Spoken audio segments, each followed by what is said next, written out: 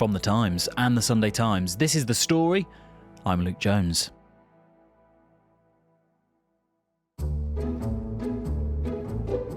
When going to a supermarket, a restaurant, going to the takeaway, would you know if yours was a happy chicken?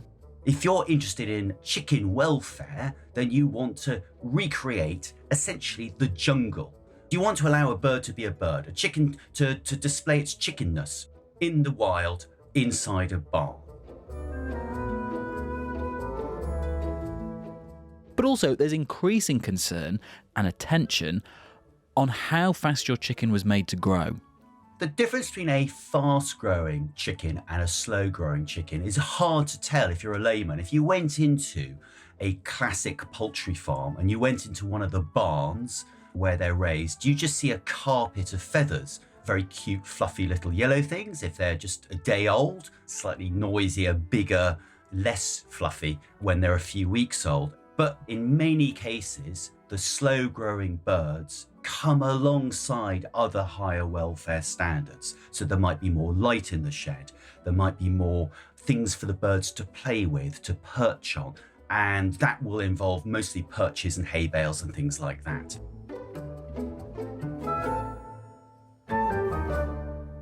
Some supermarkets and restaurants have already pledged to only have the slower growing chicken, part of a new Better Chicken commitment. But is it any better for the poor old birds? What are the options? And how did chicken, fried, roasted, grilled, whatever, come to rule the roost as the UK's top meat? The story today: how to buy a happy chicken.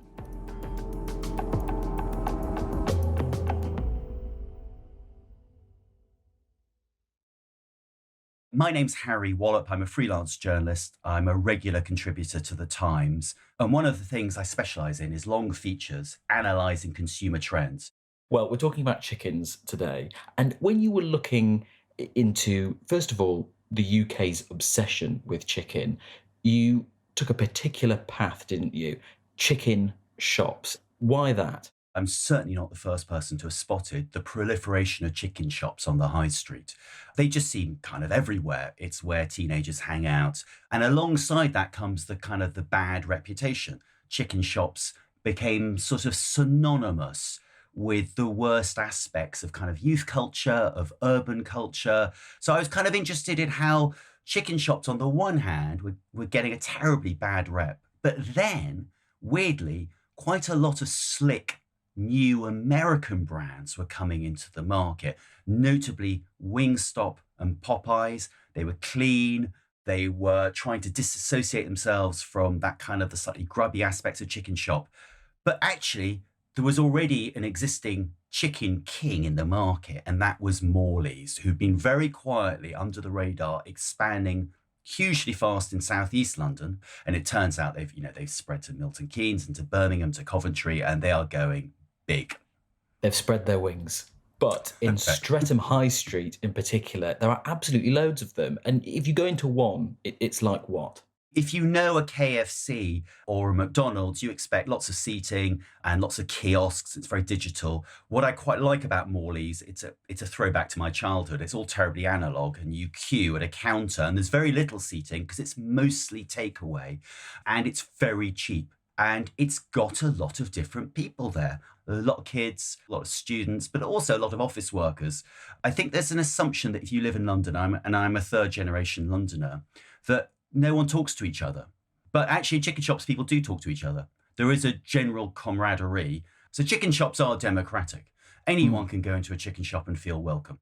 And just explain why there is this one street in particular where there are 12 on Streatham High Road, aren't there? But then that runs straight into London Road, you reported, where there are even more. When I was researching this fried chicken piece for the Sunday Times magazine, I asked this very good company called LDC, this data company, to find me the one street in Britain has more chicken shops anywhere else. So you can walk down this one stretch of London and there are 29 different chicken shops. But actually, that's not atypical, really. There's similar concentration in Slough. There's a lot of chicken shops in Luton. And what they can do, the data company, LDC, is the number of residents per chicken shop. So Huddersfield is 900 and something, 970 or so. So this concentration of chicken shops actually replicates the concentration of pubs before the First World War, where there were basically pubs on every street corner. Chicken shops in many ways have become the new pubs because they're gathering spaces for all sorts of people. They're places where if you can't afford to go anywhere nicer, you kind of feel safe and warm and nourished in a chicken shop in a way that you did in a pub in 1911 Britain. And it's big business, I imagine. Lots of money's being spent, even if the wings are relatively cheap. It's a relatively high margin business. Chicken is a very profitable protein, and that is the secret to chicken success. You can buy chicken very cheaply from a supplier, and you can add a lot of value to it, and that is the secret of all consumer goods. Take something basic, add value to it, sell it on for a lot more money. With fried chicken, you're adding spices, you're adding crunch, a lot of flavour and experience, and then you can charge a bit of money for it. Let's rewind then and actually find out why we got to this place, because it wasn't always the case that chicken was the go-to meat or protein for us. How far back do you want to take us? Maybe not 1911 again. No, we're not going to go back to 1911. So chicken, what is amazing now to anyone my generation, and I've just turned 50, is that chicken used to be a rarity. I've got a book in front of me. It's called Foods We Eat. I found it on eBay, and it was published in 1958 by then kind of cutting-edge market research firm. And it literally is an incredible survey. They went round and interviewed hundreds and hundreds of different households about their breakfast, their tea, their coffee, cakes and biscuits. And they asked people what they eat for Sunday roast. Over 30% of people are eating beef, 27% are eating lamb, and then we've got mutton and we've got pork. Poultry, it's 1%. 1% of households are eating poultry for their Sunday roast. Now, that goes up to 4% in summer, but it is still unbelievably minority. In fact, the book says poultry as a dish is slowly gaining ground. This is the 1960s. It's not like it's not like Edwardian Britain. Yeah. Poultry as a dish is slowly gaining ground, but its general consumption is still negligible. So that is the position in Britain in the 1960s, and it kind of reflects the position all around the world. Poultry is a minority protein for two reasons. One, it's actually really expensive. And it's really expensive because farmers aren't really growing chickens to eat meat. They're growing chickens after the war to lay eggs primarily rather than meat. Okay, what happens? There's this very famous thing called the Chicken of Tomorrow contest that is run in America. Chickens and eggs are big business. And like big business, there's a serious effort to improve the product. The Chicken of Tomorrow contest is really crucial in the history of chicken. It's done in 1948. It is a specific government intervention. A 3-year program to breed a better chicken is now being carried on. They want to encourage farmers to grow poultry to compete with beef. Can you get bang for buck, or actually ounce per dollar, the same sort of protein from a chicken as you can from beef? Here's an example of the progress that's been made already. Notice how breeding has increased the amount of meat on the breast. Look at that drumstick. Runs over a few years, and various chicken breeders crossbreed chickens to try and get faster growing, more meaty chickens. And it's a massive success. This bird was fattened in the same length of time and on the same amount of feed as the other one. Make your own guess as to which is the more profitable to raise. And what they do is they create this crossbreed chicken from which the huge majority of the chickens we now buy in supermarkets owe their origins to. And they create this chicken with bigger breasts, faster growing meat that don't take as much grain ultimately over the course of their life. So a chicken back then took around about something like, say, 70 days to get to full maturity. Thanks to the Chicken of Tomorrow contest, that's just slashed in half. You can now grow a chicken in 35 days and it's ready for slaughter. Wow. And when did that start to feed through into what we were eating in the UK? It's a very slow process, actually. Some of the British farmers start adopting these new breeds of chicken. The price of chicken falls remarkably as a result of the fact that you can now grow chickens really efficiently.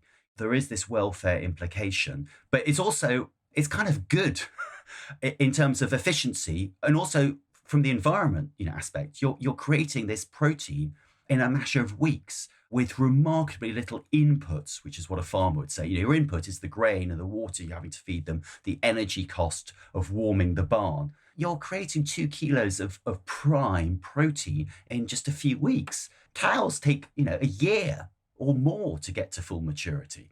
The price, therefore, starts to fall. DEFRA, the Department of Environment, Food and Rural Affairs, does have an amazing database that goes back to the year of my birth, 1974. So we're now into the 50th year of this survey.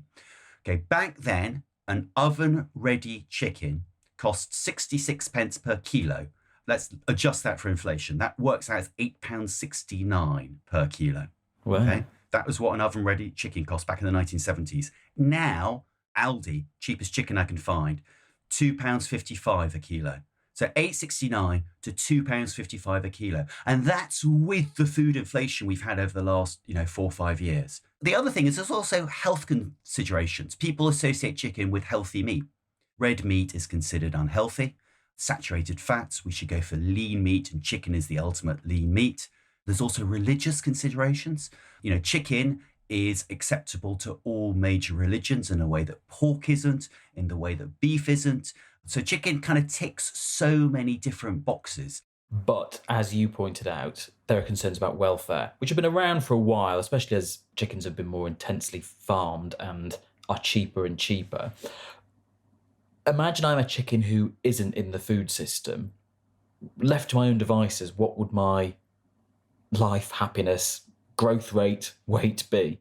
So a chicken left to its own devices, if it was just in the wild, they'll be scrabbling around, they'll be jumping up onto perches, they're very inquisitive, and they could live as long as 5 or even 10 years if they weren't first attacked by a fox or a bird of prey.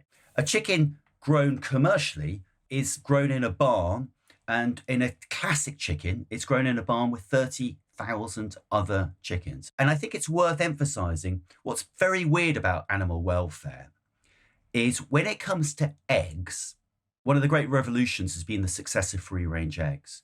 So within the last couple of decades, we've gone from predominantly eating battery eggs, which are now technically outlawed, but you can still eat barn-reared eggs, which are kind of, battery, but a bit nicer. But we now eat majority free-range eggs. When it comes to chickens, fewer than 3% of all the chickens we eat in the UK are free-range. All the rest are grown in these barns. The chickens don't have any access to outside space. And I don't quite know why the British consumer, on the one hand, holds in their thought, I better buy free-range eggs, but on the other hand, says, oh, well, I can't quite justify the price for a free-range chicken. But things are changing and people are getting increasingly maybe worried that this is really not very good for the chickens. Why is it not good for the chickens? If you're reared in a barn with 30,000 other chickens, even if it's a very big barn, there's quite a high what's known as mortality rate in sort of classic broiler chicken, which is the phrase farmers use for chicken raised as meat. It's quite high risk of disease because you're just crammed in. If we think about your basic chicken, completely legal in Britain, that the majority of chickens, certainly in things like ready meals and in chicken shops, it's known as stocking density. How many chickens can you squeeze into a square metre? And a square metre is quite easy to visualise. It's the bottom of a telephone box.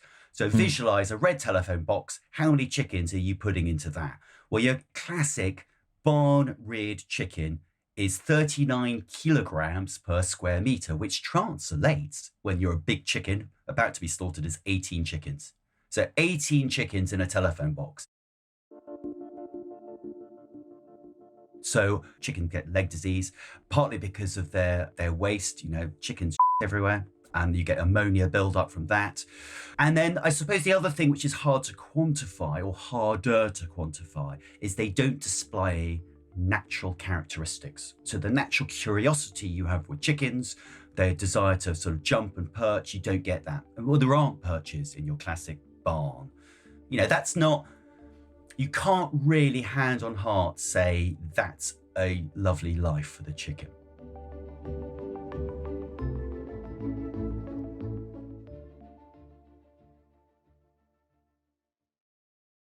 Harry, we're talking chickens. There is obviously a lot of concern, as there has been for a few years, about how good this is for chickens. You mentioned already this better chicken commitment. What is that and who's pushing it? It's a cross-industry, cross-charity gathering. And no one really controls it. I mean, it's been mostly pushed by Compassion in World Farming. They're kind of the lead charity. But actually, there's a lot of buy-in from all sorts of people. And it's taken a long time for this to come to fruition. It first came to the fore before COVID, so we're now talking 5 years ago. It taps into concerns about animal welfare in a more, well, I hate this phrase, holistic way than just basic stocking densities. So a generation ago, there was a real concern, with barn chickens all being shoved into these barns. They had a very unhappy life. So let's just give them a bit more space and everything's better. And it's like, well, it's a bit more complicated than that. Chickens can still be unhappy if they're given a bit more space. So the better chicken commitment is trying to get retailers and restaurant chains to agree to sort of 4 main things. So there is stocking density. So don't shove so many chickens into such a small amount of space. Give chickens more light, because chickens naturally, even if they're shoved into a barn, should have access to daylight. Give them some interests, diversions, a bit of perch. Chickens naturally want to perch. And then there's this new idea. I say new idea, but this is the thing that's really caught the imagination. Make them slower growing chickens. Don't rely on the 1 or 2 breeds that have completely dominated the chicken market since the Chicken of the Tomorrow contest from the 1940s. These massively fast growing chickens. These slow growing birds, rather than being slaughtered at, say, 28 days, in fact, it's usually about 5 weeks in the UK. They get slaughtered 56 days, some cases 70 days. So this is many weeks later. They're just taking on less food each day. They're given less grain. They grow more slowly. If we can go back to slightly older chickens, slower growing, they might be healthier. And there have been some scientific studies that suggest they seem to be slightly less prone to disease. They seem to be more prone to showing their natural characteristics. But that will be quite expensive for your farmer, won't it? If there's more time that the chicken needs, that's more energy, that's more feed. So is there much appetite for it? The thing about a slower growing chicken is that they actually eat less per day. It kind of seems obvious. You're not shoving as much grain into them. And you end up with the same size bird. You're just doing it over a slower period of time. So the input costs in terms of heating and light are higher, but in terms of grain, not massively higher. And then crucially, you might be able to get a higher margin for your bird because it's going to be clearly marketed in the supermarket or in the restaurant that this is a better quality chicken.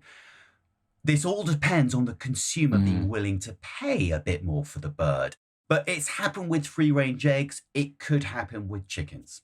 As you're interested in, it's a trend that will start and grow and may eventually take over. Yeah, I think so. So it started off, M&S and Waitrose were the 2 supermarkets. They're the Pontius supermarkets. They were the ones to sign up first. Waitrose this week have announced that all chicken, including even frozen chicken, chickens in ready meal, they will be chickens that tick the box of the better chicken commitment. M&S had agreed, but they hadn't done every single ingredient. And we have we have even Nando's and KFC. They've agreed to it, not this year, but next year. And you even have people like Tesco who haven't signed up to the better chicken commitment, but to some of the aspects of the better chicken commitment. They will move some of their lines to slower growing breeds, to more favourable stocking densities. So I think it started a trend, and I think it will. I think if we were to chat in another 5 years, what we may have is the majority is better chicken commitment, and then people might, move on to free range or even organic. Because I was going to say, is what you're describing there, the better chicken commitment, if you were the representative for all chickens, that's still not ideal, is it? They're still not having a fabulous life as compared to, I don't know, free range or what have you. The better chicken commitment makes no promises about free range. The chickens do not have necessarily access to outdoor space. But as it stands, most free range chickens are in fact slower growing breeds anyway.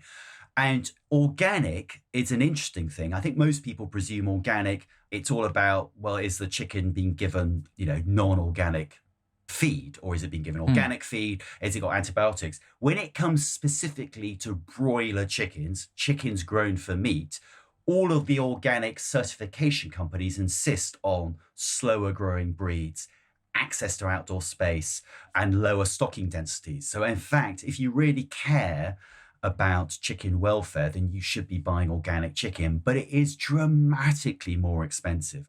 So it's all about dragging the bottom end up, getting the most basic chickens away from, what is currently Red Tractor standard to better chicken commitment standard. It sounds like we're the problem here. The UK consumer just doesn't really want to pay a lot for food, and we'll happily have a cheap chicken. And okay, maybe over a few years we might be dragged into free range like we have been with eggs, but at the moment there's still a lot of persuading that's having to be done to us rather than us badgering supermarkets or chicken shops. Well, it's very, very hard to tell British consumers who have suffered from the cost of living crisis and notably food inflation for the last 4 years or so, that we still don't pay enough for our food. The biggest consumer trend really since the Second World War is how much less we pay for our food. So as we came out of food rationing in the 1950s, we spent a third of our disposable income on food and drink. And that is now half that rate. But I think when it comes to chicken, it's quite easy to look at a barn-reared chicken, 30,000 chickens, with, as many as 18 to a square metre and say that's not ideal. It's all very well being able to go into a chicken shop and get a box of chicken for as little as £2, but there must be a slightly better way, surely. And maybe for the belt and braces approach, we should all just become Tom and Barbara Goods and raise our own. Is that the answer? I can say with some certainty that raising your own chicken is a very poor decision, both economically and emotionally. Well, because I've never raised chickens, but from people who've raised chickens in their garden, if you don't really know what you're doing, it's unlikely your chicken is going to live. Well, because they're like, if it's in an urban area, they're likely to be killed by foxes. There's quite a high mortality rate. I think that's the thing, is a lot of people who've reared their own chickens unprofessionally do know that they do actually mirror in some ways factory farming. There's wastage, I think is the term, when you rear chickens. Harry, it's been a pleasure. Thank you so much. No problem. Good to speak.